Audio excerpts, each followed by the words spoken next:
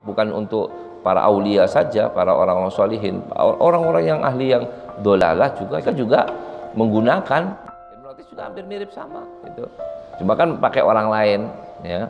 Hipnotis itu kadang-kadang dikasih tahu sama dia yang ada pada kehidupan normalnya gitu. Nah itu juga ya pembawaan daripada alam-alam ya di luar alam kesadaran.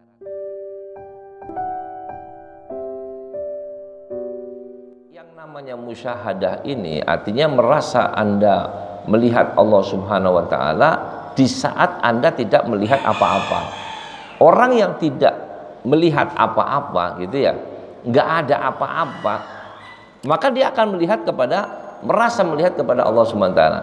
Tapi jangan dipikirkan melihat itu dengan arti kata tasbih ya, menyerupai begini atau begini. Oh tidak, itu tidak ada apa tasbih. Kalau tasbih berarti Anda bukan melihat, malah justru Anda syirik ya.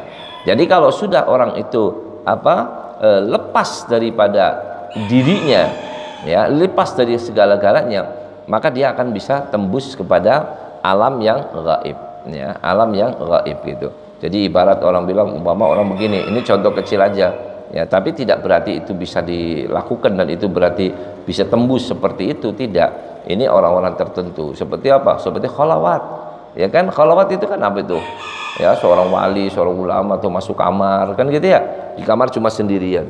Nah, ngapain di kamar sendirian ya, biar kita sama Allah saja. Maksudnya gimana?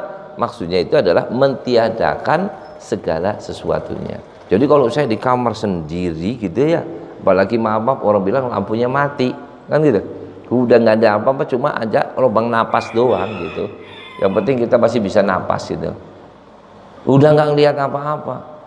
Maka dia berzikir kepada Allah, dia menganggap bahwasanya ini sekarang sudah yang namanya langit sudah tidak ada, yang namanya bumi sudah tidak ada, yang namanya rumah sekitar kita sudah tidak ada, orang di sekitar kita sudah nggak ada, ini nggak ada.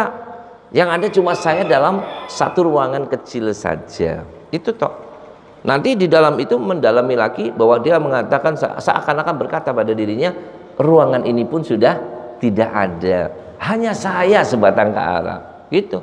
Nanti mengatakan lagi, sebatang kara saya sudah tidak ada, saya itu sudah tidak ada saya dan tidak ada siapa-siapa. Nah, itu terus kalau gitu gimana? Hilang ya, hilang semuanya, itu hilang.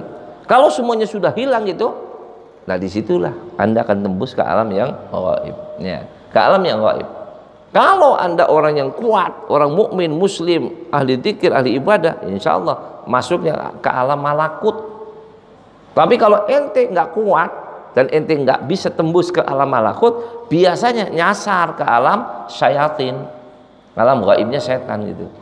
Nanti itu ya, lihat itu anak buah Dajjal ya, setan gentayangan, setan ini, ada setan kayak gini, ada kayak gini. Oh, ini alam saya sudah masuk ke alam setan gitu, alam jin dia bilang. Ya, bisakah? Bisa. Ya, nggak kuat ente keluar dari situ, gila ente. Karena saking ketakutannya, ya. Bisakah? Bisa gitu. Nah, itu tadi ya, melepas daripada diri sendiri. Kalau melepas diri sendiri dalam kondisi dia memang kuat, nah hebat. Makanya orang-orang ahli khalwah biasanya, kalau pengertian orang ahli khalwah itu melepas diri dari semuanya ya. Jadi ibarat orang kalau di kamar itu kamar sendiri, udah nggak ada yang lain, nggak ada keluarga, nggak ada siapa-siapa, dia hanya sama Allah ya, hanya sama Allah SWT ya. Makanya ada orang dulu itu sholat ya, sholat sujud ya, satu rakaat itu sujud satu kali, itu nggak bangun kecuali setahun. Itu gimana caranya itu orang? Nggak tahu diri. Dia nggak mikir nggak ada, dia sudah istighraq udah. Jadi nggak sadar diri dia. Sujud toh setahun. Ya. Kok bisa seperti itu? Lah itulah ya. Jadi kalau makanya orang-orang para aulia-aulia Allah ya, mempunyai langkah-langkah yang luar biasa karena mereka masuk di dalam alam-alam, boleh katakan alam arwah, bukan alam-alam jasmani gitu. Karena masuk alam arwah ya sudah ya, lingkarannya sudah terlalu jauh gitu. Nah, orang mengatakan lagi apakah bisa masuk tembus ke situ? Apa itu sih khayalan saja? Tidak khayalan. Nah, kita bisa buktikan alam arwah dengan alam jasmani. Alam jasmani itu adalah masih membebani kepada diri kita, jasmani kita masih ada. Jadi kalau kita duduk seperti ini, kita merasakan diri, ada duduk, ada badan, ada lingkungan, ada ini, ada semua ada di depan kita. Nah, itu jasmani. Tapi kalau kita melepaskan itu semua, ya, maka kita akan masuk di dalam alam arwah, bukan jasmani. Ya, contohnya apa? Banyak. Yang dan itu sering kamu lakukan. Apa itu? Tidur. Ya, coba itu tidur. Mata nggak lihat, kuping nggak dengar. Paham nggak? Maaf, ente tidur ngedengkur gitu. Ente nggak tahu bahwa ente ngedengkur, ya. Ente tidur mentang-mentang gitu, ente nggak tahu bahwa ente mentang-mentang seperti apa. Ente tidur, ente ngigo gitu, oh ente nggak tahu bahwa ente itu ngigo. Paham? Berarti apa? Dia melepaskan semuanya. Dia sudah tidak mengenal lingkungan, tidak mengenal apa yang lain, bahkan tidak mengenal dirinya sendiri. Seperti apa diri kamu? Nggak tahu, nggak ngerti sama sekali. Nah, di saat seperti itu, kemana dia punya arwah? Rohnya dia kemana? Ya, begitu tuh kayak gitu, kira-kira setengah jam dibangunin. Bangun. Astagfirullah, bangun. Kenapa?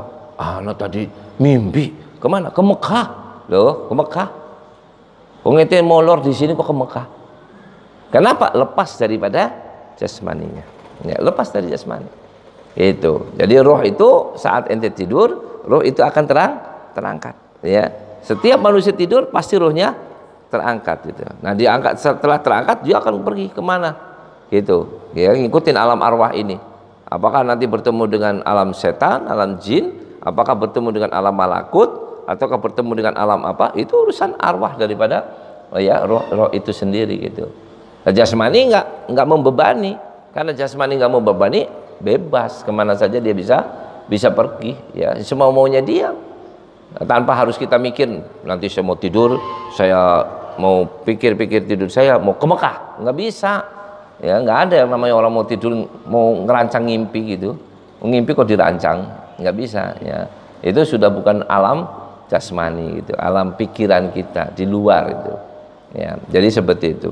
Nah ini juga seperti ada juga, ya jadi ini juga dipakai bukan untuk para aulia saja, para orang-orang sholihin, orang-orang yang ahli yang dolalah juga menggunakan ya alam kholwah itu ada, mereka pakai itu, bukan nggak pakai mereka, ya coba nggak tembus ke alam malakut, biasanya tembus alam jin, ya alam jin gitu, itu mereka melakukan seperti itu, ya.